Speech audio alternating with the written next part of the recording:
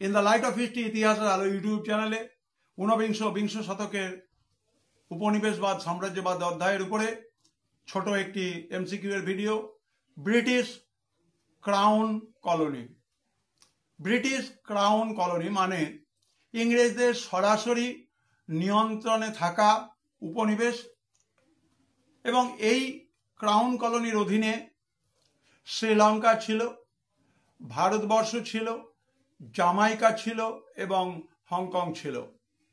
আমরা দেখতে পাই British crown কলোনির অধীনে উপনিবেশ অধিবাসী যারা ছিল তাদের কোনো ধরনের স্বাধীনতার বিষয় ছিল না।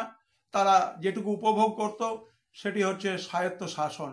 কিন্তু মনে রাখতে হবে, ব্রিটিশ রাজা রানীর অধীনতায় থেকে গড়ে ওঠা জামাইকা, হংকং, ভারতবর্ষ এবং শ্রীলঙ্কার উপনিবেশের নাম ব্রিটিশ ক্রাউন কলোনি। অন্যান্য ভিডিওর আপডেট পেতে নজরে রেখো in the light off history ইতিহাসের আলো ইউটিউব চ্যানেল।